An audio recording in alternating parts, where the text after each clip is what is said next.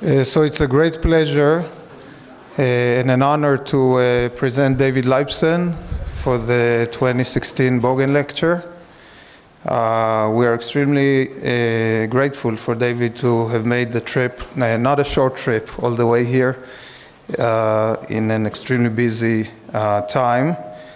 I'll start with the official words and then maybe two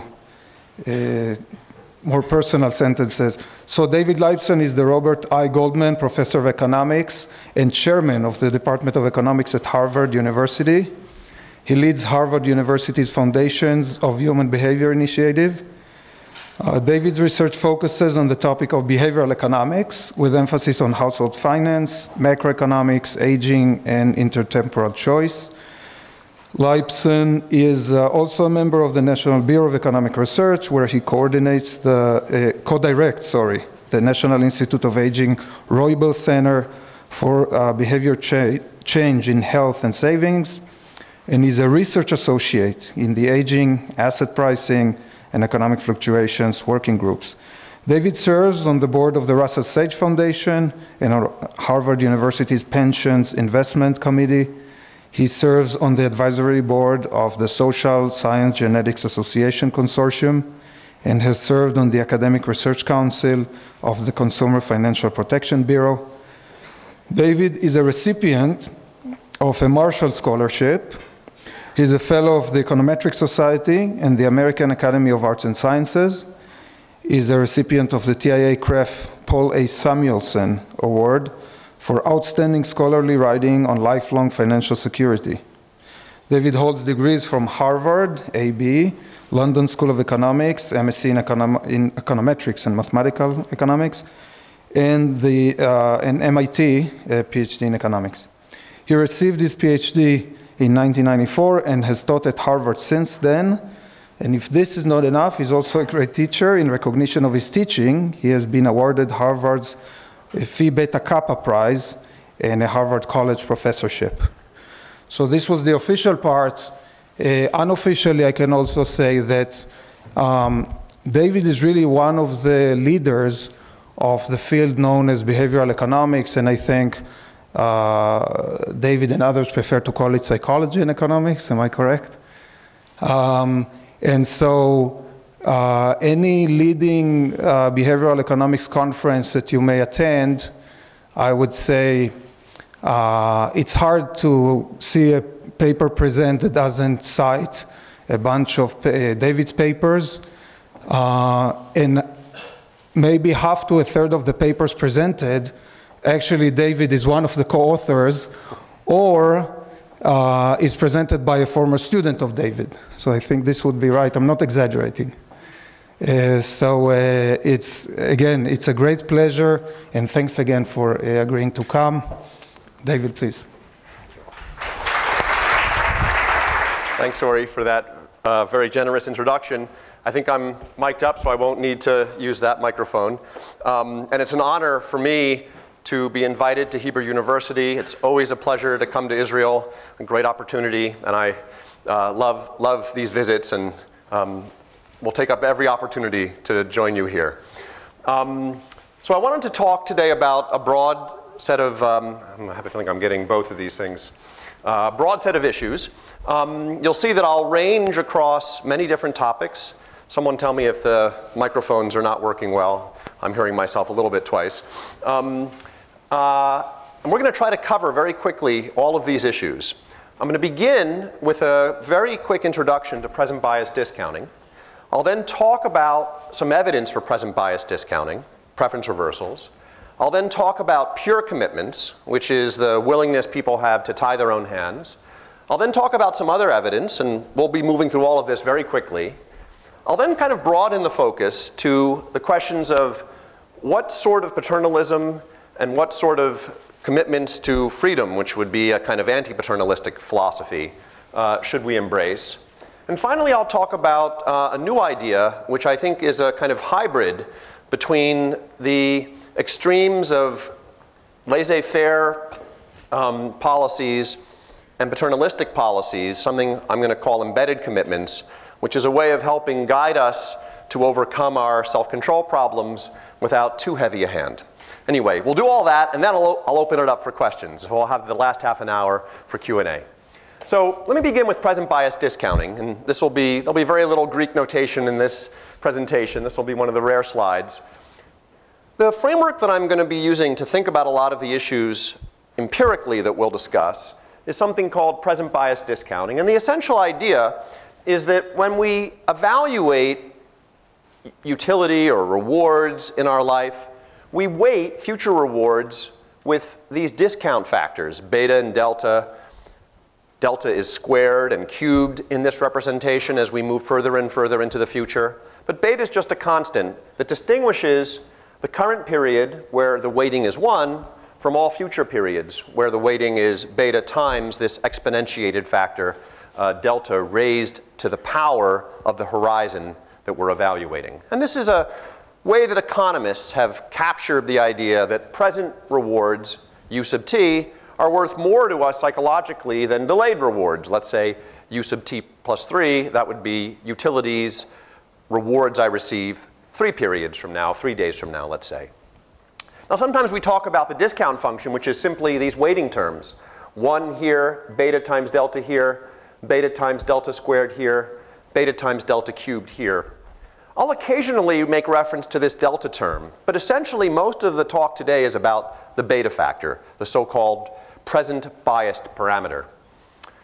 The case I want to focus your attention on is the case in which beta is equal to 1/2 and delta is equal to 1. This essentially spells out the intuition for everything that we'll discuss. Let's kind of see an example of this utility representation in such a setting. When beta is equal to 1/2, again there's full weight on the present, and now there's half weight on all future utils. Now, nothing crazy about that. It says that I somehow value the present in a very special way, and the future is less important to me. Each future util is half as valuable as a current util. But it generates a kind of an internal contradiction, so-called dynamic inconsistency, which you can see from this second equation. Here we are on a Sunday, thinking about Monday, Tuesday, Wednesday in our lives. And this first equation tells us that, well, Sunday is special because it gets full weight. Monday has half value. But Monday, Tuesday, Wednesday, they're all the same psychologically to me, at least in this representation. The problem is I'm going to wake up tomorrow morning, Monday morning, and then Monday will be special. And it'll be Tuesday that's devalued. And so from Sunday's perspective, Monday and Tuesday are just the same. But from Monday's perspective, now Monday and Tuesday are differentiated. And that's going to get us into a lot of trouble, as you'll soon see. Let's think about my favorite personal failing, exercise.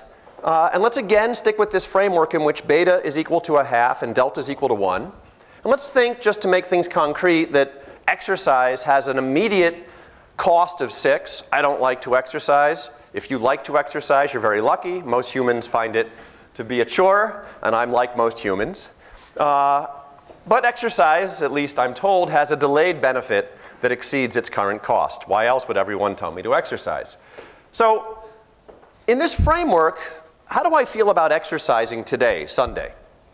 Well, I won't want to exercise, and we'll fill in the numbers in a second, because the cost of exercise, the 6, occurs now and is not discounted.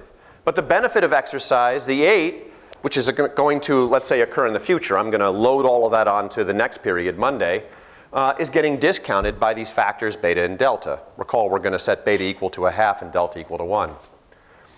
Now we also can think about my preference today for exercising in the future. How do I feel on Sunday about making a plan to exercise on Monday? Well, this framework is going to tell us that I'm very happy on Sunday to lay out a plan to exercise in the future. There's no upfront cost. That's a 0. No cost immediately. There'll be delayed costs of 6. There'll be even more delayed benefits of 8. We're going to discount all of that according to the discount function that we've been talking about. And when we do that, we see the following results. Exercising today, no thank you. Immediate cost 6, delayed benefit 8, delayed benefit discounted by a factor of 1/2. Net payoff to me psychologically, -2. But what about me on Sunday? planning to exercise on Monday. Well, according to this model, that works out just fine. I'm happy to plan today to exercise tomorrow. There's no upfront cost, 0. There's a delayed cost of 6, and even more delayed benefit of 8. And with the parameters beta equals 1/2 and delta equals 1, the net payoff to me is +1. So on Sunday, I plan to exercise on Monday. And I think you all see where that's going to go.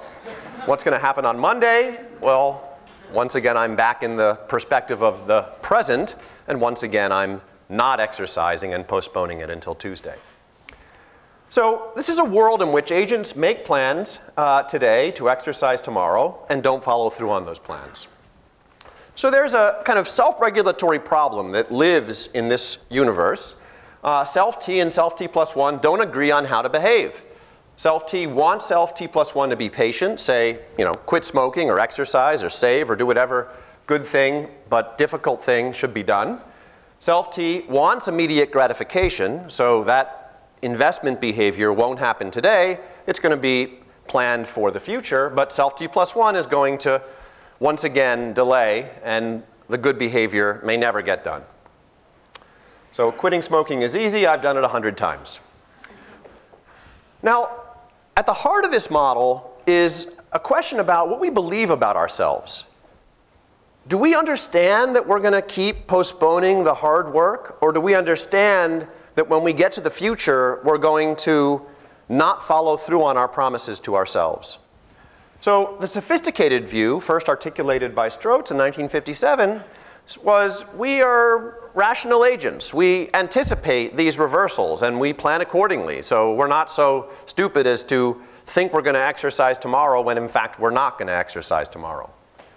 There's also the naive case, which says that the plans I make today, I naively think I really will carry out. And consequently, I do all sorts of strange investments, like joining gyms that I'll never attend, paying money to be a member of a gym that I won't go to, because I have these false beliefs about my future behavior. And we'll come back to this distinction. It's going to live at the heart of a lot of the issues to follow.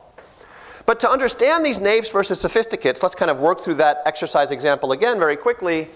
How often would a naif exercise? Think to yourself, well, never, right? Every day is a day in which it's better to exercise tomorrow. So the naif will never get around to it. But how often would she predict she'll exercise? Well, every day except today. How often would a sophisticate exercise? Once again, never. But at least the sophisticate understands her own behavior and anticipates all of that lassitude. Would a sophisticate join a gym? Well, no, if she anticipates she's not going to exercise. Or maybe yes, if the gym is some tool for committing herself to good behavior. Maybe the gym has some class or a trainer or something that's going to enable her to tie her hands. And that's sort of the general point for sophisticates. They'll be interested in commitment, and we'll come back to that as well. Okay, let's talk about preference reversals. Let's begin to kind of think about the evidence for these sorts of preferences. So what is a preference reversal? An agent's plan on date T of what she should do on date T plus 1, for example, exercise, contradicts her view on date T plus 1 of what she should do on date T plus 1, i.e. don't exercise. When these sorts of preference reversals arise, we say that the individual is dynamically inconsistent. Let's take a look at some evidence for that. So this is a paper by Reed, Lowenstein, and Kalyana-Raman. They asked their subjects, undergraduates in the US, to choose among 24 movie videos, some of which have been chosen because, according to the researchers, they were lowbrow. No insult to anyone who likes Four Weddings and a Funeral, but that was one of their lowbrow movies. And some of the movies were chosen because, according to the researchers, they were highbrow movies. And they wondered, how would students choose among these movies when asked to choose for different time horizons?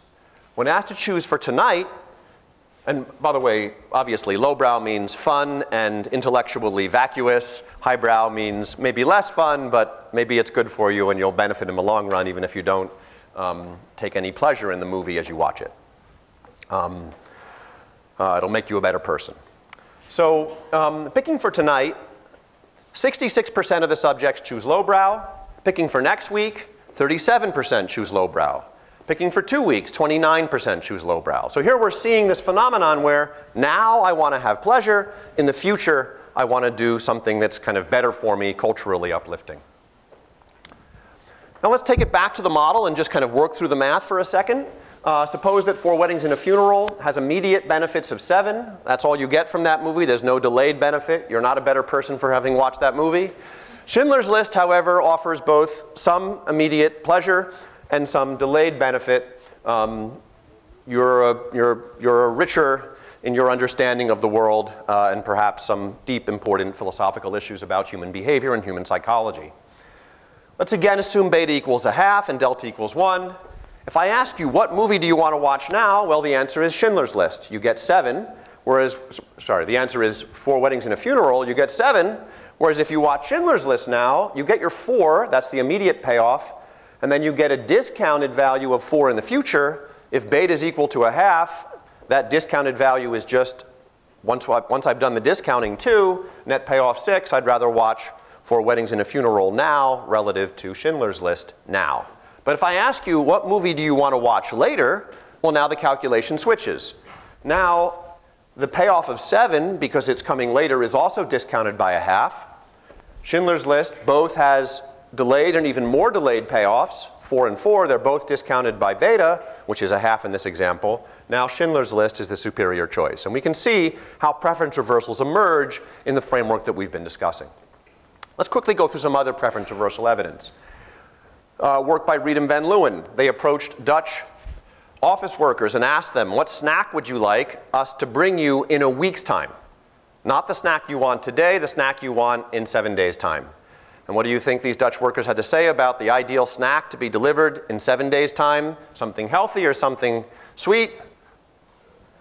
Healthy, exactly. So bring me the healthy snack in 7 days' time. The researchers come back 7 days later and they say, we've left your forms back at the office. You're going to need to choose again. And now what do the Dutch workers want? Because now they're going to eat it on the spot. Chocolate, exactly. So before it was, I think, 74% fruit. Now it's 70% chocolate. Here's another example. Work that I did in Jonathan Cohen's lab with Sam McClure, Keith Erickson, and George Lowenstein. We slightly tortured our subjects and asked them not to drink for 3 hours before the experiment. And then we brought those thirsty subjects into the laboratory and we fed them potato chips. So they were extremely thirsty. And then we offered them these very tiny sips of juice. Would you like 1 sip now or 2 sips of juice in 5 minutes? So you get twice as much if you're willing to wait 5 minutes. And by the way, they had to stay with us for the full hour of the experiment. The choice they made did not determine their release date from our bag of tricks. 60% of the subjects chose the immediate reward in this case. We also gave them choices like this. Would you like a sip of juice in 20 minutes or 2 sips of juice in 25 minutes? Same choice, except everything's been pushed forward in time by 20 minutes. And now only 30% of the subjects choose the first option, 70% choose the latter option. So as we move things into the future, the behavior becomes more patient. In this experiment, we estimated that the 5-minute discount rate of these extremely thirsty subjects was 50%. A very prominent recent paper is by Augenblick, Niederle, and Sprenger. They studied work effort, and they asked their subjects, in this case Stanford undergraduates, when they would like to do unpleasant tasks. They asked them at date 0, and they asked them to make plans for weeks 2 and 3. And then at date 2, when the subjects came back and had to actually deliver on those plans, again, the researchers gave them an opportunity to reallocate their time. And the date 2 subjects tended to shift work from week 2 to week 3, pushing the work back in time. When they estimated the parameters of the model using these data, they estimated a beta value of 0.93 and a delta value, again, very close to 1, which is why I'm going to essentially be ignoring delta throughout most of this talk. Now, these subjects were, at least half of them, willing to commit to their date 0 choices. They were willing to have their hands tied so that the choices they made at date 0 would bind them at weeks 2 and 3. No opportunity to change their mind. But they weren't willing to pay for that commitment. So they were willing to have their hands tied, but they were not willing to pay to have their hands tied, meaning they were not willing to say, I'll give you $1, experimenters, if you agree to let me restrict my choices in the future. Now, for those who were willing to commit, though without paying for that commitment, their beta was 0.88, and again, a delta value essentially indistinguishable from 1. Okay, let's now talk about commitment. So this world of people with self-regulatory problems is a world in which, if they have enough self-knowledge, is a world in which they would tie their hands, and in fact, maybe even pay to have their hands tied in theory. Let's see what experimental evidence we can find for this prediction. So Ashraf, Carlin, and Yin, in one of the earliest papers in this literature, offered a commitment savings product to randomly chosen clients of a Philippine bank. That was essentially money that was locked up until those subjects accumulated a certain amount or reached a certain date. 28% of the subjects agreed to these restrictions on their own savings.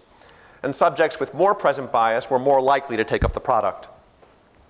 Janae, Carlin, and Zinman, again in the Philippines, developed a smoking cessation product that was also based on the idea of commitment. They approached smokers and they said, hey, why don't you give us money? We'll put the money in a bank account. If you successfully quit smoking, you can have your own money back. But if we test you and find biomarkers that show that you've smoked in the intervening period, you're going to lose your money to us. 11% of the smokers offered this product, took it up. Among everyone who was offered the product, so for economists that's an intent to treat analysis, the quit rate for smokers was 3 percentage points higher than in the control group, which is people who were not offered this quitting product. And quitting meant passing a 6-month urine test for cotinine and nicotine. And the effect persisted in terms of the lower smoking rates in surprise tests at 12 months, 6 months after the end of the study.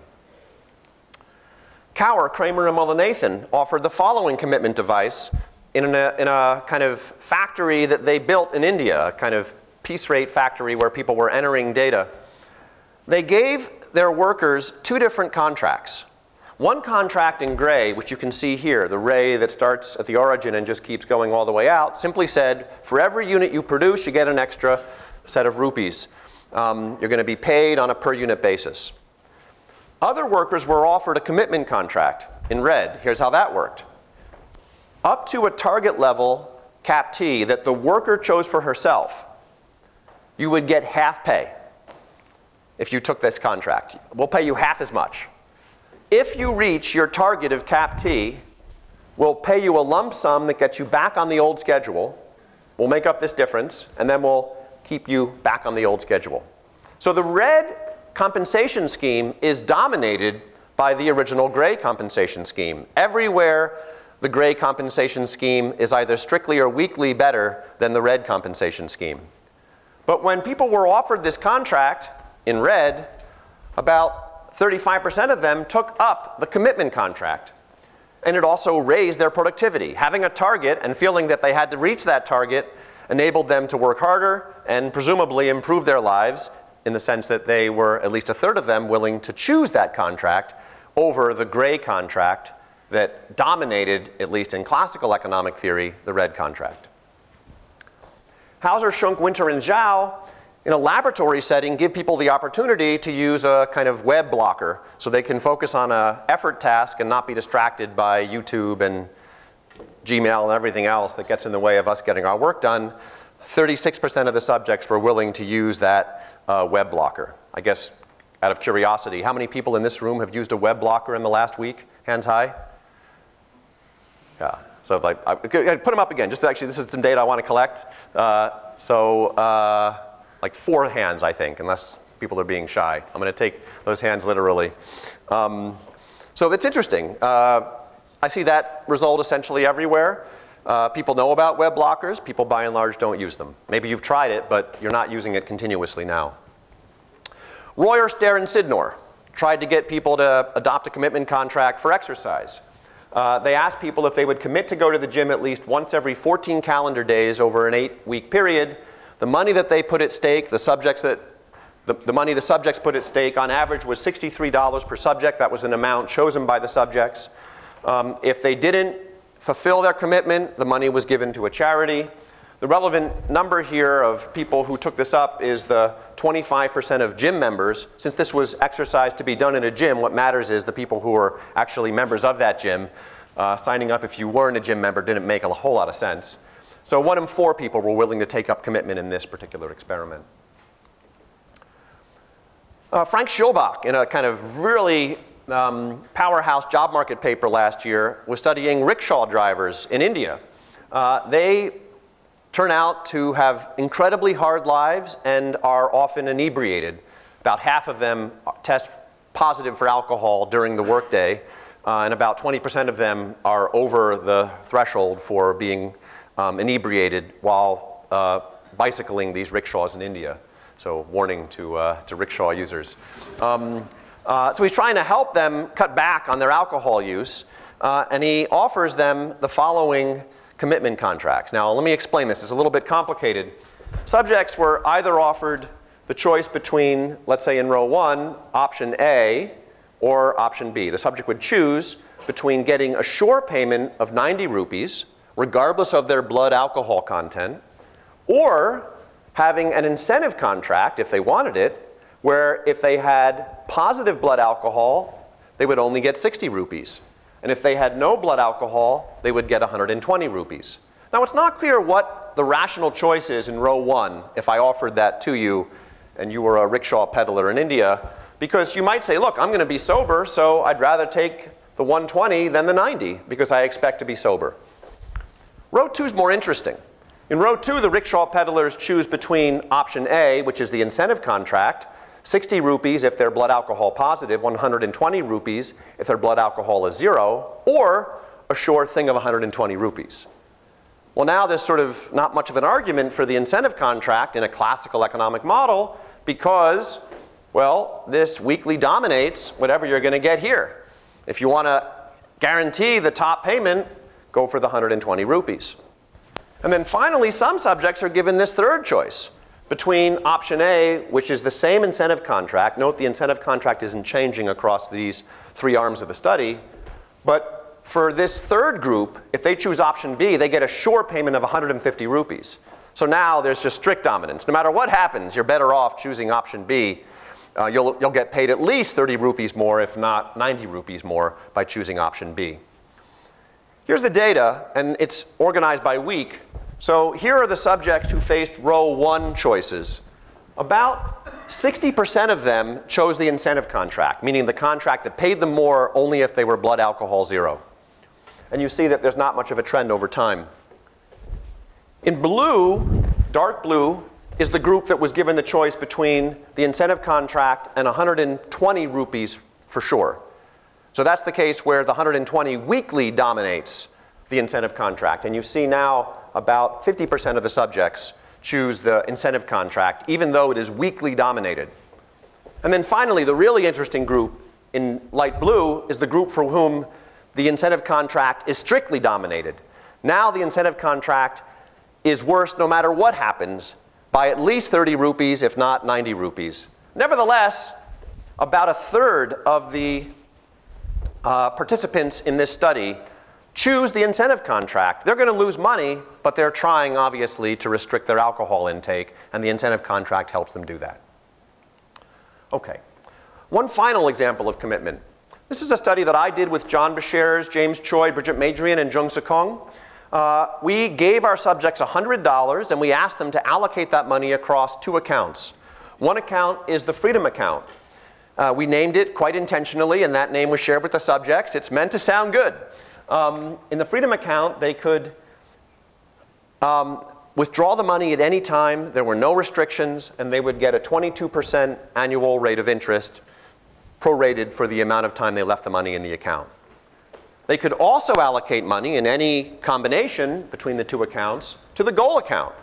In the goal account, there was a 10% penalty for early withdrawals before a goal date of their own choosing. So they were encouraged to pick a goal date like a vacation, a birthday, a holiday, whatever. Before the goal date, there would be a 10% penalty for early withdrawals. After the goal date, they could have the money with no penalty. The same interest rate applies to the 2 accounts. We did vary the interest rate in certain arms of the study, but I'm not going to tell you about those arms. About 80% of our subjects put at least some of their money into the goal account, even though it's more illiquid than the Freedom account. But it doesn't really matter what fraction of subjects put at least some money into the goal account. What if they just put $1 out of 100 in? Who cares? So what I'm going to show you now is the fraction of all dollars that ended up in the goal account in this study. 35% of the dollars that we gave our subjects, of course this is house money, the money we're giving them, they chose to put 35% of it into the goal account when the goal account had a 10% penalty for early withdrawal. And the goal dates they picked for themselves were evenly spread across the entire year. They weren't kind of lumped anywhere. What do you think happened when we raised in a between subject design using different subjects drawn from the same population? We raised the penalty on the goal account from 10% to 20%. Do you think that made the goal account more appealing or less appealing? Yeah, exactly, more appealing. 43% of the money ends up in the goal account now. We did another arm where we made the goal account even more illiquid, even less flexible. In this third arm, again, between subjects, different subjects drawn from the same population, now the goal account is completely illiquid. You cannot have the money before your goal date. And as I think this room intuits, that made the goal account even more appealing still. And we've replicated these results in a second sample. Okay, let's talk about other evidence for the sorts of preferences that we're discussing today. Now a kind of classic paper by Delavigne and Malmandier. It was an instant classic the second they wrote it. They studied gyms in the Boston area. So now we get back to my obsession with gyms that I pay for and don't attend. They found that people on average were paying $75 a month for gym memberships. Because they had swipe card data, they know that people went to those gyms about 4 times a month at an average cost of $19 per visit. But what made the study interesting is they also asked them, how many times did you think you were going to go visit the gym? And the answers were far above 4 times a month. And there was also another way to be a user of these gyms. You didn't need to have a membership to actually use the gym. You could simply pay on a per visit basis. What was the cost of paying on a per visit basis? That was $10 per visit. So we have these people paying $19 per visit, presumably because they have some kind of self-control problem. Either they're expecting to go more often than they actually go, and that's why they're willing to be a member, or they're using the membership as some kind of psychological bootstrapping to get them to go because they feel so guilty because they're wasting so much money. Jesse Shapiro studies something called food stamps, which is a food-based program for low-income families. It's now called SNAP, Supplemental Nutritional Assistance Program. So whether you hear it as food stamp or SNAP, same program. He finds that over the course of the 30-day food stamp cycle, you get these payments that can be used to purchase food at the beginning of every month if you're a low-income family in the US. At the beginning of the month, people eat very well. And by the end of the month, they're basically hungry. They've run out of food stamps. They're not eating at friends' houses. They're really calorically in stress. And so over the course of just this 30-day period, these households are not smoothing their resources, eating well at the beginning and essentially eating to the point of nutritional depletion at the end of the month. And we can also write down structural models, which I think is important in a world where people are making all of these intertemporal transformations, and these preference parameters are determining how these intertemporal transformations are made. This is such a structural paper, co-authored with Peter Maxted, Andrea Repetto, and Jeremy Tabachman. We write down a rich model of the US household. I'd be curious to see how the Israeli household compares. In our rich model of the US household, we have mortality, we have child dependence, we have adult dependence, taking care of your parents at different points in your life course.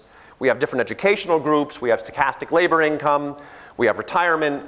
We have a dynamic budget constraint where individuals have credit cards with credit limits, they have liquid assets, they have partially illiquid assets where they do a lot of their retirement saving. We have state variables, liquid wealth, illiquid wealth, autocorrelated labor income. And we have the preferences that we've been talking about.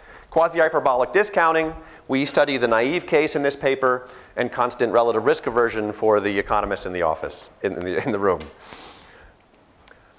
We use the method of simulated moments to estimate parameters in this framework. That's essentially asking what parameter values, what level of present bias will explain the observed data in US households. Let me show you that data. So what I'm showing you here is life course patterns of credit card borrowing and wealth formation. The top green group is the fraction of households who do not pay their credit card bill at the end of the month. And in the population that we're looking at here, which is households with a high school degree, we see that about 70 to 80% of the households are not paying their credit card bill at the end of any given month. The second group in red is the ratio of average credit card debt to average income. And you see that households are carrying, again, not including debt they pay off, the debt they carry from month to month, they're carrying credit card debt equal to 20% of their annual income. So if you're earning $50,000 a year, on average, these households are carrying $10,000 of credit card debt. And finally, we're looking at wealth. This is the wealth that these households voluntarily accumulate over their life course divided by average income. And you see, despite all this incredibly expensive credit card borrowing, credit card interest rates tend to be 12, 14, 16% in the US, they're doing a lot of wealth formation. In their 20s, they have wealth equal to about 1 unit of income. And then it goes up to the point where they reach retirement, they've got wealth equal to about 5 units of their annual income. And this is voluntarily accumulated wealth. Now, almost all of it's illiquid. It's in homes, it's in retirement accounts. It's not wealth they've accumulated in liquid accounts, because that wealth would have been used to pay off their credit card debts. So how do we explain the simultaneity of credit card borrowing and wealth formation? Well, we're going to do that with a beta value of 0.5. It turns out that's the value that this empirical exercise picks out as matching the moments, the empirical data that we just discussed, and a delta value of 0.9872, again, close to 1. So rationalizing our earlier choices, and for the connoisseurs in the room, we estimate a coefficient of relative risk aversion of 1.3. Now, when we restrict the model to be exponential discounting with beta equal to 1, we get a delta value, that's that exponentiated term in the discount function, of 0.89. Now, we need a low delta value, far away from 1 now, to explain a lot of impatience and explain all that credit card borrowing. Here's the simulated moments that come out of these estimated models. And you can see for the agents that have present bias, that beta of 0.5, they're doing a lot of credit card borrowing, both in terms of the fraction of households borrowing on credit cards, the amount of credit card debt, but they're also doing a lot of wealth formation. So their impatience leads them to spend on their credit card, and their long-run patience, that delta that's close to 1, leads them to put money away for retirement in illiquid assets. Here's the actual data, and you can see it fits relatively well with the first column of simulated results. The exponential model does great when it comes to credit card debt. It's matching the frequency of credit card borrowing and the amount of credit card borrowing, but it's failing to generate wealth formation. The model is torn. It can't generate credit card borrowing and lots of wealth formation at the same time. Delta needs to do 2 things at once. It can't.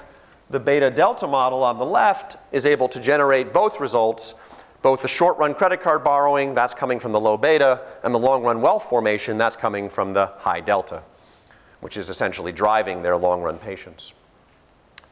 Now, there's lots of other papers. We won't have time to talk about them. This is a very rapidly growing literature. Let me turn to some puzzles now and some open policy questions. I'm going to leave you with a lot of, I hope, problems and ask you to help me resolve them. Now, I've told you that in the laboratory, we can get people to accept commitment. Not really to pay much for it, but people are willing to accept commitment when we go out and we design experiments, either in the lab or in the field, when we academics go out and create these environments and say, would you like to tie your hands? A fair number of our subjects say yes. But let's stop thinking about what academics can do, what academics can get subjects to accept, and instead think about the real world. There were 4 people in this room using web blockers. That's probably the most common self-control technology on the planet. And this is probably the perfect audience for that self-control technology. Academics who need to write referee reports, turn in term papers, and are distracted by whatever is on the Haaretz website. If I'm getting the newspapers right, I hope I got that one correct. For me, it's the New York Times. So are you using commitment technologies? Are you out there in the marketplace? I mean, 4 of you are using web blockers. So what commitment technologies are you using? I mean, we got them in these experiments. We got them in these academic studies. We were able to show that people would tie their hands.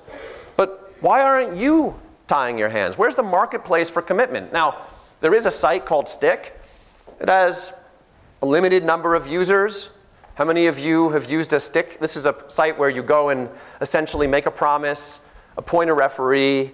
I promise to exercise. The referee monitors me. If I don't exercise, the referee says, David didn't exercise, and the website takes $100 out of my bank account and gives it to the candidate that I don't like. I'll let you guess who that is.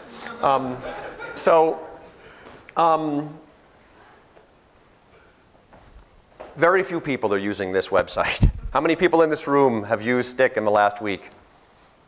Okay, there's a 0 for you. Now, there's also other commitment devices. There are alarm clocks that jump off tables. At 7 a.m., this alarm clock actually runs away from you until you get out of bed, track it down, and turn it off. I don't know how many people own this alarm clock. Any hands in the room? Yeah. Oh, okay, we got one. Okay, and you actually have Clocky. Amazing. Okay, this is the first time I've ever actually found a Clocky user. So you've made my day. Now there's also Talkie, which is made by the same company. Anyone have Talkie? No. Okay. So I mean, there's not a lot of commitment products out there. So there's a tension. We see commitment in the lab. We can generate commitment in the field if we go out and design something and try to sell it to people. But for some reason, it's not organically coming into existence. It's not part of the world that we live in. Maybe that's because we haven't yet been entrepreneurial enough to create the product that will make people want it. But I think there's something deeper going on. There's some resistance to this idea of tying your own hands in practice. So I want to ask, why is there so little explicit commitment in the world? Is it because we're naive and we don't realize we're going to change our mind? And consequently, we say, I'll quit smoking next week. I don't need to commit myself. I will quit smoking next week. I'm sure of it. Again and again and again and again. Is it because the world's uncertain and commitments are just economically inefficient? Is it because commitment is just expensive? It just takes technology and it has to be refereed and it's difficult to implement because of costs. These are all ideas that I explore in this very short paper in 2015. If people aren't willing to commit themselves, perhaps because they're naive, should we do it for them? Should we be tying their hands for them? Should we be limiting their choices? I mean, we do it already. There's a lot of mandatory retirement savings in the world. Social Security in the US is compulsory savings. And if you tried to get rid of it, everyone would scream. I think you have something analogous in Israel. So there is mandatory stuff out there. But if you tried to do new mandatory stuff, I think the world would yell loudly no. There's not much appetite for heavy-handed additional paternalism these days. When my co-authors and I solve models like this and ask what would be optimal if people were naive, present biased agents, the prediction is, the recommendation is a lot of paternalism, a lot of restricting people's choices, a lot of telling people what to do. Otherwise, they're going to be the person who joins the gym and never goes, wasting a lot of money, or the person who never saves for retirement, ending up in poverty. So what is paternalism? Just so we're all on the same page, an attempt to influence or control people's conduct for their own good. I'm not controlling you for my good, that's something else, corruption or conflict of interest. I'm controlling you for your own good. It's not the externality, it's you I'm trying to help by restricting your choices. Well, why do people hate paternalism so much when so many models in behavioral economics say that we should be paternalistic? Here's an experiment that I ran a few years ago with Nicholas Christakis, really for fun. It wasn't ever intended for publication, and we haven't published it. Let me just kind of tickle your intuitions with it. Here's a problem we gave a community, mostly undergraduates at Harvard. Read it with me. So we have pre-selected 100 different bottles of alcohol covering all popular categories: beer, wine, rum, gin, vodka, whiskey, etc. Another person who remains anonymous is going to take one regular-sized drink poured from one of the 100 bottles. Call him or her the recipient. Your job, and everyone should play along, I'm going to ask you to think about this and what you would do. Your job is to pick the number of bottles that the recipient will be able to choose among. To give the recipient complete choice, you would pick n equals 100. Then they would choose among all 100 possible bottles. They'd have maximal choice. To simplify the recipient's decision, you would pick n less than 100. You can pick any n value from 1 to 100. If you pick n less than 100, a robot will randomly determine which of the original 100 bottles the recipient will receive with no repeats. So it's, you can't pick the quality bottles. The robot's going to randomly pick the bottles. You don't get to pre-select the specific bottles the robot will choose. The n bottles will be presented to the recipient in categories like whiskeys or vodkas, so the recipient can easily sort through them. Your job is to pick n so as to maximize the happiness of the recipient. Version A, the recipient receives the n bottles without knowing that n could have been chosen as high as 100. What's your n? So what n would you pick for these recipients who are not going to know that you could have made n as high as 100? So who would pick a number? Is the problem clear? Who would pick an n less than 50? Raise your hand. Leave it up. It's about, I don't know, a quarter of the room. Who would pick an n greater than 50 but less than 100? Raise your hand. Okay, another handful of people. Who would pick an n equal to 100? Okay, so, and who hasn't voted? Okay, so I would say about 40% went to 100 in this data. So here's the actual data from Harvard undergraduates. You don't look that different from the Harvard undergraduates. You're a little more prone to give people their freedom of choice. Not surprisingly, because you're economists, disproportionately. No presumption about the non-economists here. You are very welcome. The blue data is the original histogram, and you see the data piling up. At zero, piling up at low numbers, and then also some people up here at 100. Average value, I think, is in the 20s. And no. 0 is just it's a category. It's the lowest number they could pick is 1. So these are people who are giving like 10 choices, making the job for the recipient easy. 1 to 10 choices. Now here are the economists. Their average value is in red. We're the most prone to emphasize liberty above all else. And you see the psychologists in yellow here towards the other end of the spectrum. Other social science is even more paternalistic. But even the economists are only choosing an average number of bottles of 39. So let's run the same experiment, except this time, let's change a detail. Now the recipient knows that you could have chosen n equal 100. So when you say to the recipient, here's 10 randomly chosen bottles, the recipient will be told it was 10 randomly chosen out of 100, and you made that determination to give them 10. So for whom would this additional, everything else is identical. For whom would this change your answer? Raise your hand if it would change your answer. Okay. Raise your hand if it would make you pick a higher number. Raise your hand if it would make you pick a lower number. Okay. Seriously, okay, lower number. Okay, so we got one lower number. Raise your hand if it would have no impact on your decision. Okay, very consistent. Okay, I'm impressed. So here's the data from Harvard, and you can see once people know that the recipient is going to know that they were being paternalistic, they say, fine, I'm going to stop being paternalistic. So paternalism is appealing, let's flip back, when people that are being constrained don't know they're being constrained. But once you have to admit to the recipient that their choices are being limited, at least these subjects don't want to limit their choices. Now let's break it out by identity, and interestingly, the psychologists who used to be close to the bottom flip to the top. The economists also move up, but the psychologists are the ones who move the furthest, who are the most sensitive to this fact that, or at least this presumption that people don't want to know that they are being denied maximal freedom. So there's lots of, I mean, this most recent election in the US is also about a kind of rejection of elites telling people what to do, a kind of statement that people want their freedom. So what are we going to do if people want their freedom and don't like someone restricting their freedom? And what are we going to do if people won't even restrict themselves and they end up, as present-biased consumers, engaging in lots of self-defeating behaviors, failing to save for retirement, for example?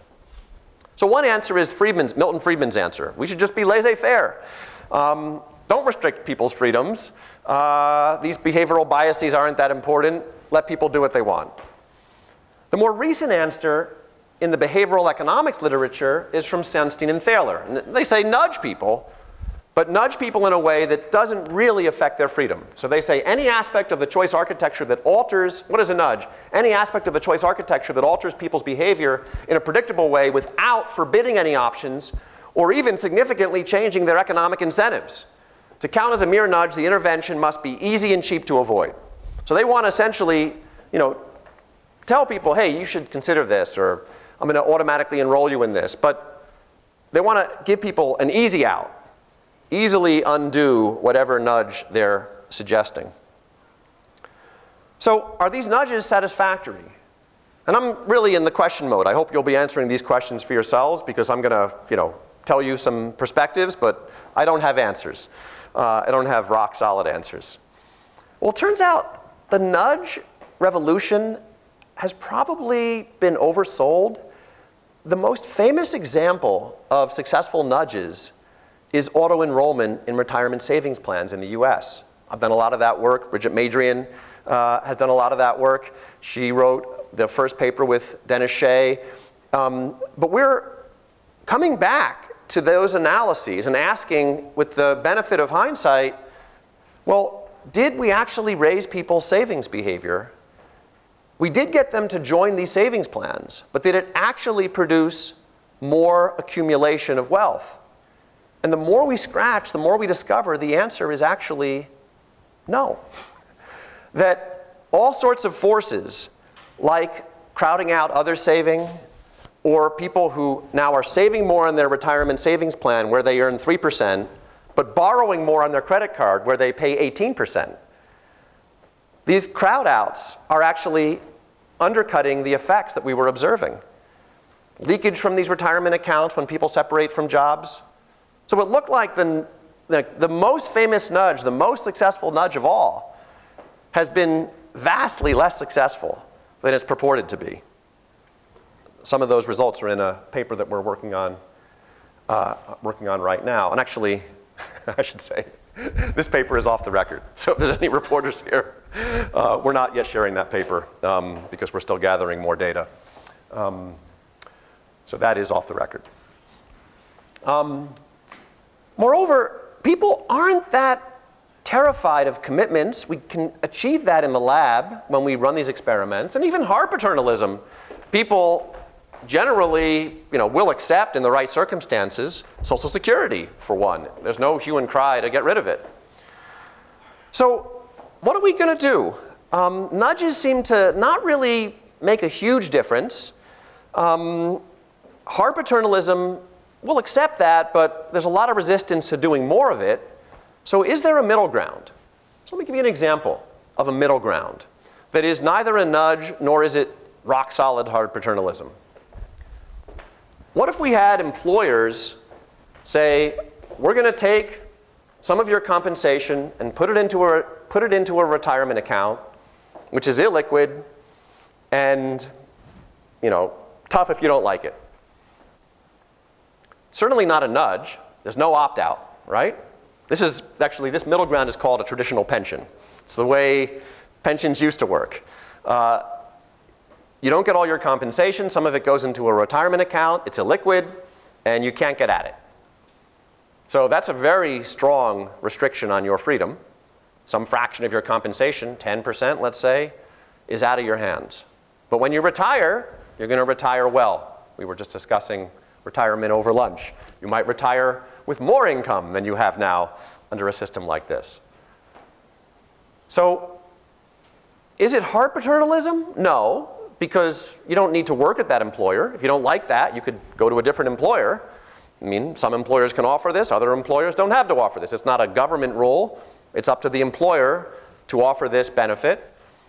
And if you'd rather take all your paycheck home, fine, go work at employer B. If you'd rather have this, you can go work at employer A. So it's a kind of interesting middle ground that has some freedom, but also a lot of restriction. Now, there's lots of commitments that are embedded in our economic lives without being seen as hard paternalism. I'm going to call these constraints that are organic components of our socio-economic systems. So I just talked about defined benefit plans. It's paternalistic, certainly, to a degree, but it's also meant to be a pooling device to create annuities, to enable people to retire with a stream of income that's guaranteed until they die. So it's more than just paternalism. It's a way of pooling people into an efficient annuity. There's employer health plans, another pooling device. But it also forces people to have health insurance, something that a lot of Americans don't have. There's just punching the clock at work. We're all academics. We don't know what that means. But for most workers, there's something useful about having to be on the job at 9 a.m. because if that rule weren't there, you'd stumble in at 10:15. And that would kind of ruin your day. So having the structure of having to be at work by a certain hour is a kind of restriction on your freedom. There's project meetings at work. Think about all those meetings we complain about, the meetings where we say nothing ever gets done. Well, it's true, nothing ever does get done, but at those meetings you have to say what you did for the last week, which might get things done outside the meeting, because now you're on the line. There's progress reports and deadlines without which I would get nothing done. Think about how much work you get done just before the presentation and how little work you get done in the previous 12 months. There are alcohol norms. So in the 1950s, if you went to a business lunch in America, you drank 2 martinis. Now, if you drink even 1 martini, you're a pariah, at least on the East Coast. And in San Francisco, I think. LA may be a little different. So, you know, we've created a structure that puts pressure on people to do the right thing at lunch. There's mortgage payments. How do Americans accumulate all of that wealth that you saw on those earlier slides? They accumulate it by buying a house, taking out a mortgage, and then being forced every month to make a payment. Whether they can or can't, they find the money, they make the payment, and lo and behold, 30 years later, they've got a $400,000 house. And they've accumulated a critical part of their retirement savings that way. There's health insurance requirements. There's tax withholding. So in the US, as part of the kind of normal system of taxation, we automatically take part of your paycheck and we withhold it so you don't spend it. So by the end of the year, you've essentially paid your taxes already and don't have to come up with a third of your income all at once to pay the tax man. Now, you can kind of opt out of that, but there's big penalties if you end up under withholding your taxes. So you can't really opt out of it. There's marriage and partnership. I used to have every self-control problem under the sun, and then I got married. And now I'm much better. Now, you know, there's many reasons for marriage, but it's, again, a constraining institution that keeps me on the straight and narrow path, and that makes me, I think, happier, more productive, less present biased, and more able to deliver on those long-run goals that I used to articulate, but I now can actually achieve because I've got someone to answer to every single night. And what about education? We could say to our students, we're just going to examine you at the end of the semester. And they do that, in fact, in England, and I think they did that here a generation ago. But one of the things that's totally transformed the educational system, hope it has here too, is asking people to do graded work in their courses throughout the semester.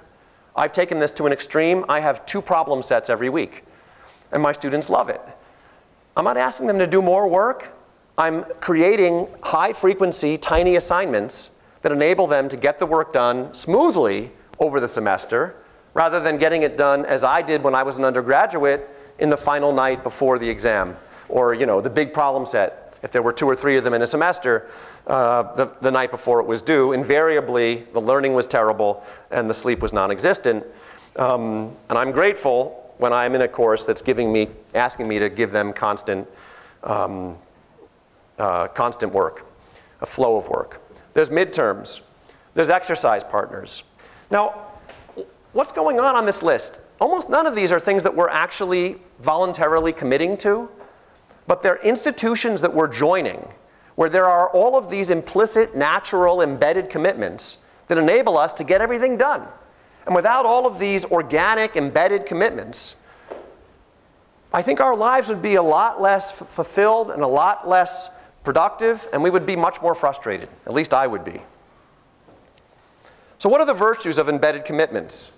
They help us overcome present bias and other biases. We could talk about all the different ways that our biases are kind of addressed by these sorts of embedded restraints on our freedoms. Now, they're not universal and they're not imposed by the government. Most of the items on this list, almost all of them, are sort of organically coming into your lives through your employers or your bank or some financial system. The government is not forcing it down your throats. It's kind of organizations and relationships that you're choosing. Because they're flexible, there's scope for competition and innovation. If the government had one system for everyone, there wouldn't be experimentation. There wouldn't be variation across institutions. But because every organization is having a different system, a different set of constraints for mortgages, or a different set of rules for problem sets, we're learning through this experimentation with respect to these embedded commitments. Now, all of these embedded commitments have multiple explanations. They're not just about restraining you. A mortgage is about buying a house. Health insurance is about having health insurance. Tax withholding is about smoothing liquidity. So they're not just restricting you. They're doing other things. And so they're less offensive than pure paternalism. That is kind of a focused, purified form of me restricting your behavior or the government controlling you. These embedded commitments conform with what people expect to do anyway, so they don't require sophistication. They don't require us to say, I want to tie my hands. You get a mortgage to buy a house. You don't get a mortgage to force yourself to save. But in fact, what it does along the way is it ends up compelling you to accumulate hundreds of thousands of dollars of wealth. And without that compulsion, I would spend more and I would save less. Because every month I'd have an excuse for why there was another good thing to buy and I don't need to make my mortgage payment. But in fact, the bank makes me make my mortgage payment, and thank goodness for that. Otherwise, I'd be a lot poorer. These commitments, these embedded commitments, are also optional at low frequency. We choose whether to buy a house. We choose how to save for that house. But they're binding at high frequency, meaning at the end of the month, I don't have the right to say, oh, I don't want a mortgage after all. Too late. I've got the mortgage. And I've got to make that payment, and that payment includes interest and principal as I accumulate greater wealth. Now, that's an ideal correction for agents with naive present bias, giving them an opportunity to do something that is going to align with what they think they're going to do anyway, but which at the end of the day ends up being constraining for their own good. So let me stop here and then open it up for your questions. I've talked about present bias. I've talked about evidence for it, preference reversals, our ability to create opportunities that people will use to purely commit themselves. I've shown you other evidence. I've discussed the tension that, on the one hand, these models make us think that we might want to be paternalistic, but there's a very strong interest in personal freedom. And I've proposed that maybe the solution for us is not to ask people to tie their hands, but to build a rich environment of embedded commitments, which are constraints that are natural and organic components of our systems that do limit our freedoms, but not in ways that we find offensive, and in ways that align with our long-run interests, and in ways that we can get out from if we want to in the long run, though not ways that we can get out from extremely easily, like a nudge. So looking ahead, I've given you many examples of embedded commitments, and I would ask you, are there new embedded commitments that we should develop and study? I think this is a possible productive channel for us to help people make better choices for themselves. Let me stop there and open it up for questions.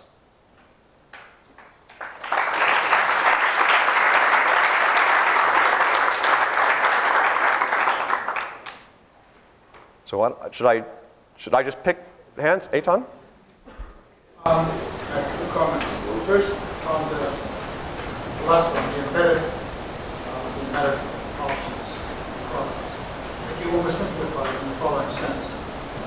All of them have some commitment on behalf of the individual who takes a mortgage, loan, something. But there's always an opting out. Actually, they differ by the cost of opting out. That's right. Now, somebody has to formulate the cost. You haven't said a word about how to decide on the cost, because the cost could be prohibitive. Basically, you're not allowed to opt out. What are the rules, do you think, that will guide the cost of opting out from these embedded? This is one comment. The second one was about the difference between nudging and eliminating options. I think it's a matter of degree only. In the sense that some nudges could be very strong, you can break his elbow by nudging, you can break his bone, and basically you eliminate the option by it. So it's a probability of doing something, of moving in a certain direction. That's a nudge. You increase the probability of doing something.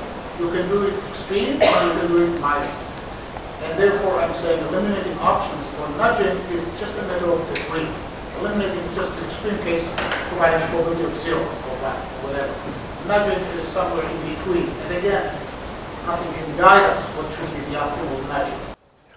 So I very much agree with both of your points, but we're in disagreement with Sunstein and Thaler, who define nudges. So they explicitly define them as having easy exits. That's the whole point for them. They're libertarian paternalism, not just paternalism.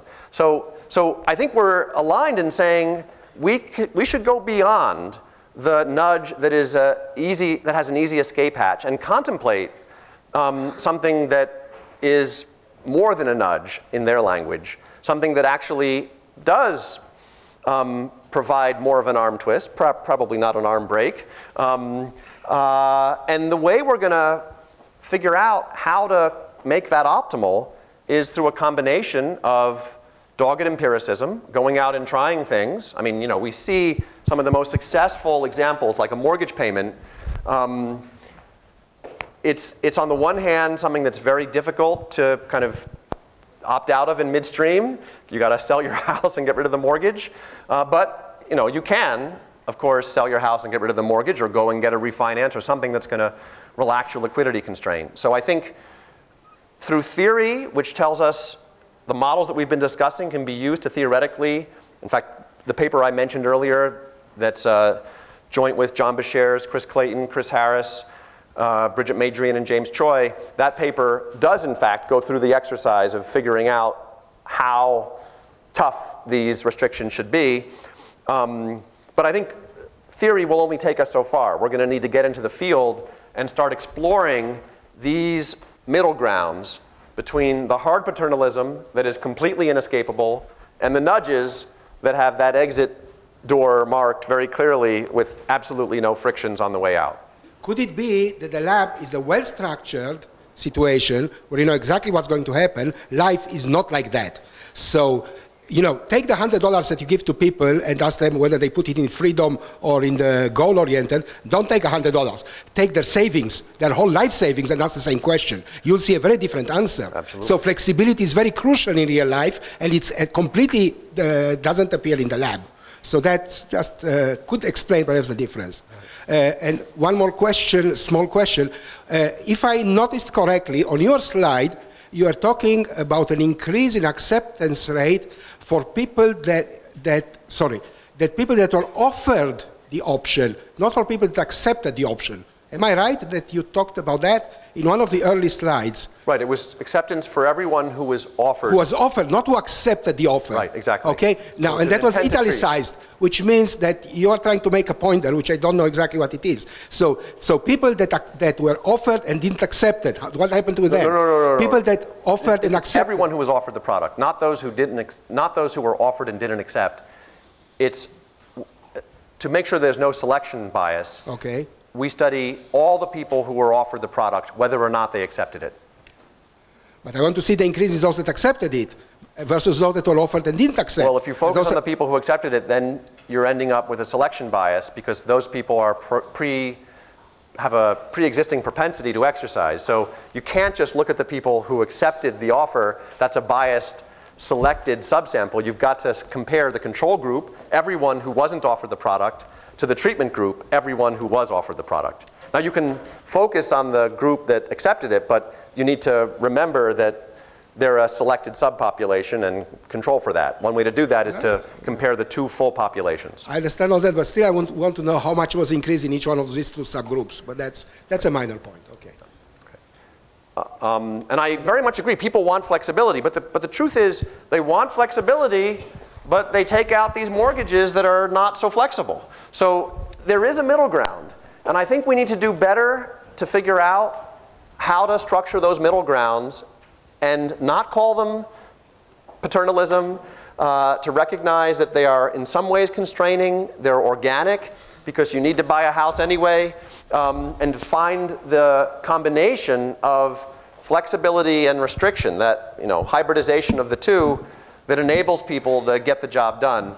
Maximal flexibility, we know, doesn't work. You give people maximal flexibility, they retire with $0. So these middle grounds, I think, are important. Or we can go back to the hard paternalism. So there are those who would say, no, we just should ramp this up. But I think politically, there's no appetite for that. So we know that the nudges on their own only weakly change behavior. They change behavior, but the effects are small. We know that there's no political appetite for hard paternalism. I think this is where we're going to make the most progress. Moshe. So there's one issue which you didn't discuss, which is who's doing who's designing these programs, and why would a politician or an employer have an incentive? So you defined it as paternalistic in maximizing your welfare, right? But what would be the incentive for the employer to design, or for the politician, for that matter, to design these embedded commitments in a way that's really, in your sense, paternalistic? Yeah. So I'll give you some examples. So first, in this case, it's not your employer, it's your bank. And so the banks are going to recognize, and interestingly, I don't know how it works in Israel. In the US, almost all mortgages have this feature where there is no option to adjust your payment month to month because you don't want to pay that month. Such mortgages have existed. They have not grown in popularity. So this is an example where the firm actually is the one who's developed the product, which has turned out to be enormously successful in creating wealth formation. Now, let me go to the top one, non-contingent employer saving. To a certain extent, that also is in the interest of the employer, in this case, because they would need their employees to not be financially stressed out and to retire in a timely way. And if those employees are holding on to their job long past the point where they would have liked to retire because they've done no savings, that can actually be bad for the employer. So I can imagine a world where, especially if these accounts, it's not that we're going to pay workers more. Again, if we take an Econ 101, we understand that money has to come from somewhere. It's coming from a paycheck. But every union in America wants that. It's not that the unions say, we're so unhappy that there are defined benefit pensions at our employers. The unions say, we're going to bargain for defined benefit pensions. So I think there's actually opportunities here where there's overlapping interests. But I agree with you, one doesn't want to take that for granted, and one has to work very hard to find that sweet spot where everyone feels as though they've gotten something useful. That's not always going to be the case. Ori. I'm no big fan of nudges, but I just didn't understand the argument that nudges don't work. So I understand that nudges made people save more where the nudge was applied, but then there was crowd out somewhere else. But the same probably happens for mortgages or for any other, all this list of examples. Why would there be crowd out in the nudge but not there? Yeah, so I guess what I'm saying is that we need, one of the problems with the nudges is they offer such easy opt-out, is that the exit paths and the leakage are more easily achieved, and the more we look at the data, the more we see those exit paths being used. And so we end up concluding that while nudges work, if the definition is, do they change behavior? Yes. Do they generate big effects? By and large, no. So to that extent, I'm worried that if we end up trying to focus our interventions on nudges, we're going to end up with very weak tea from a behavior change perspective. And so that's why these more, let's say, to use Eitan's language, the arm twists that are a little more forceful may be needed to actually generate the behavior change, as opposed to the nudge, where the combination of exits is so built in and so easy that you don't end up actually moving the needle. Or at least you move it very little. And we can debate whether it's a 0 or whether it's an epsilon, but the effects are small. Yes? All the research and all the effect, what you showed us, actually refer to this generation that raise with all this limitation and all this paternalism. My question actually, it's maybe this whole list of rules and all of this make this behavior that we are trust someone to take care of us and make us to be more unresponsible about our behavior, and if you do it more, you actually increase the you got my question. Yeah. So I agree. That is an unintended negative consequence, and I very much agree that the effect you've just pointed to will occur. I believe that effect is small relative to the behavior change that one achieves with these sorts of embedded commitments, but it's an open empirical question, one that's going to be very hard to answer. Let me give you one piece of evidence that may put you a little bit at ease. The great example of hardcore paternalism in the developed world today is compulsory retirement savings, which is essentially a major, large policy in almost every single country in the developed world. So you might ask, well, that's turned us into passive recipients of government support and freed us from having to think about it, and that's why we're so bad as savers. Let's go back to the golden days before we had those systems of forced savings and look to see what savings people did. And the answer is none. So at least for the vast majority of households. So it wasn't that Social Security and similar programs suppressed all of this pre-existing retirement savings. They, by and large, created vast pools of income that didn't exist before this hard paternalism was brought to life. Now, I'm not necessarily arguing that we should only go through this channel, but I do want to emphasize that it did not crowd out a world of aggressive savings. It arose because almost nobody was doing any saving for retirement. Yes? And when I try to make decisions in the future, I have less information than I have now for my decisions that I take right now. So let's say if I want to go to the gym and in 1 week I'll be tired, and on that day I won't be able to go to the gym. Right now I decide I want to go then, but then I don't really know I'll be tired then. Is there any research about it that tries to give a bit more information of the picture in the future? And is the result similar, like having more complete information about the decision made?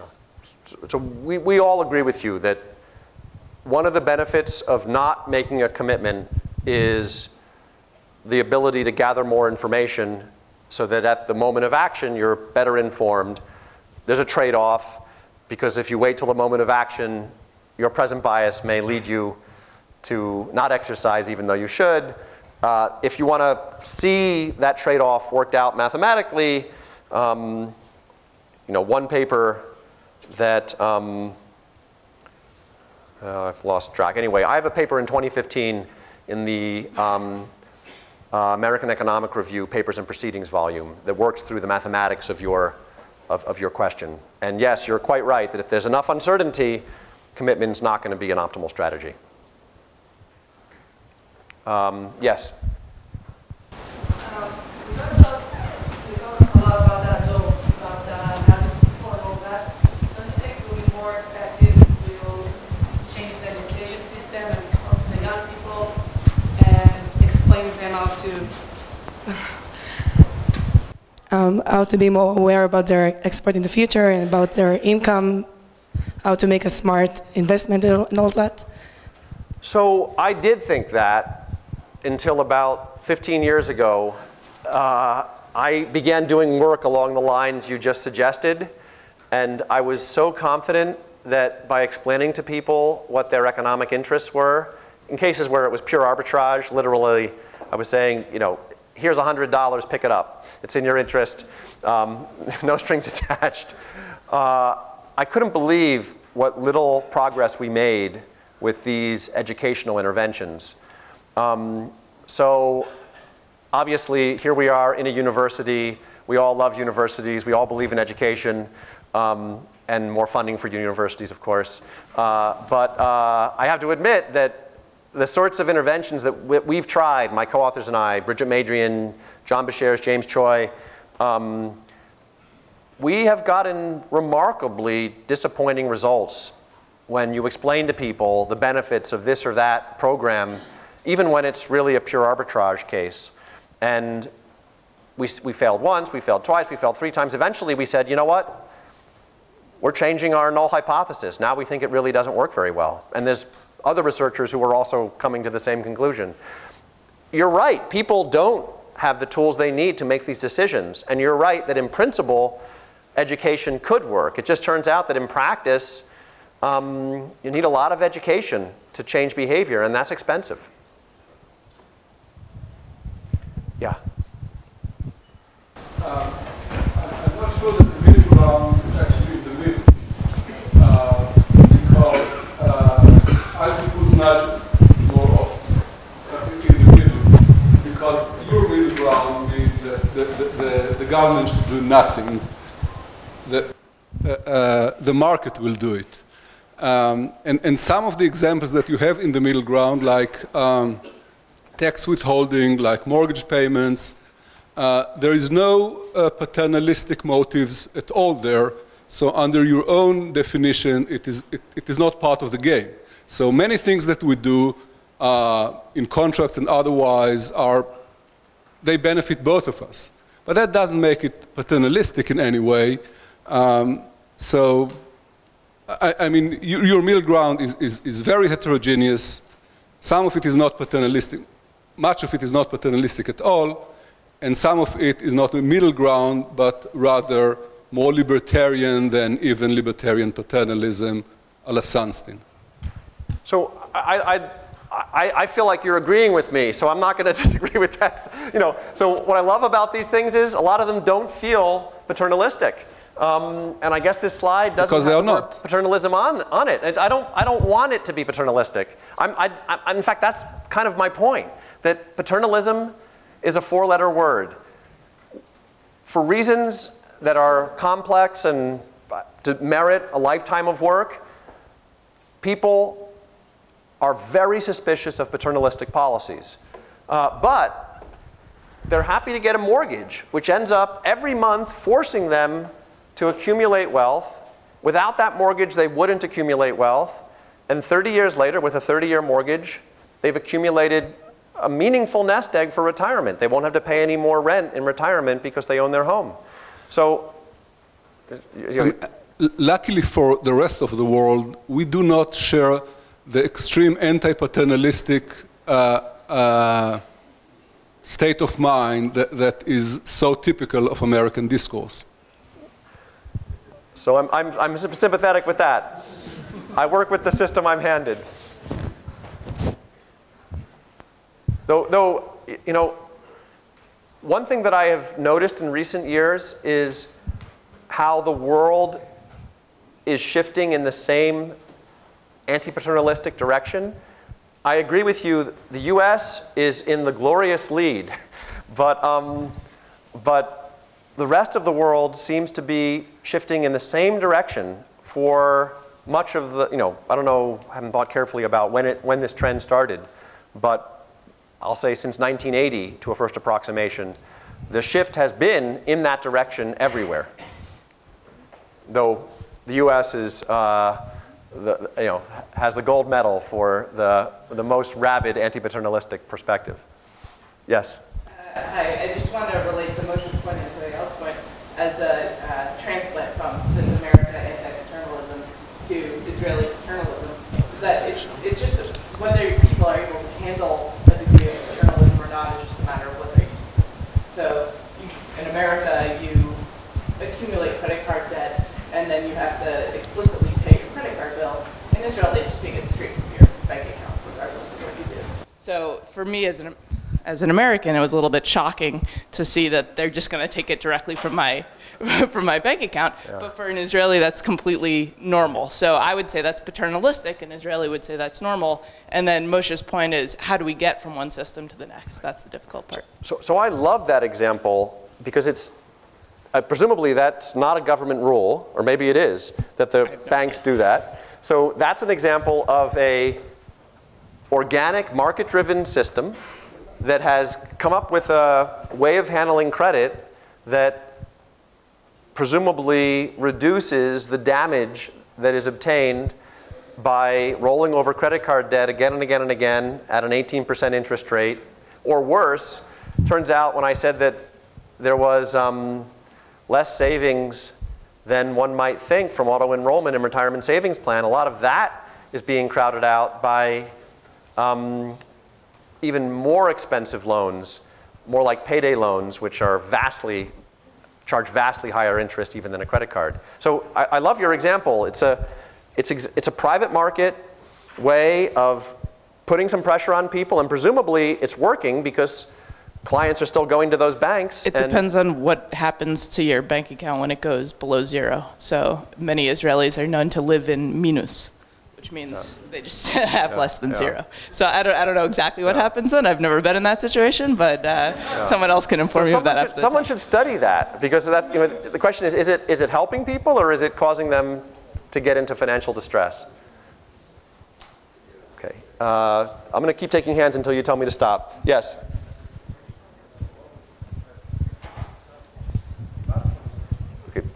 Okay. So this is the last question. Virtually every single example on the list, except for maybe the last one, is not pure choice, and it's even mostly mandatory, either by a bank or by some kind of semi-social norm or marriage, which is not really about choosing for well, it's choosing for something else, not choosing to limit yourself. But almost every evidence, all evidence that you brought are things that are very much pure choice. And the question that you didn't really address is why don't people want to limit themselves in the real world? So maybe only in the lab you're willing to limit yourself, but in the real world I say, why would I ever want to not let myself get updates on my phone or not use the internet? Like, people don't want to limit themselves in the real world, only in the lab. Well, I think there's many possible explanations, one of which is naive beliefs about their own future behavior. So to the extent that we're optimistic about how well we're going to behave in the future, there won't emerge a market for these commitment devices. Whereas a lot of these things, as everyone has pointed out, I mean, this is the virtue of this list, they're not sold as paternalistic. They're not sold as self-constraining. This is sold, you want to have a family, get married. Well, it turns out it also does other things that are helpful for me. You want to buy a house, get a mortgage. Turns out it does other things that are helpful for me. You want to get a job, or you want to work on a project with a co-author. We're going to have project meetings. Turns out, I hate the meetings, but telling my co-authors that I've done nothing for a week hurts, so I get something done, and so on. I think there's it's this fine balance between creating an ecosystem that on the one hand feels natural and right for me, but on the other hand contains these critical elements that constrain me in ways that I don't find offensive when I start the relationship with the mortgage company or with my wife.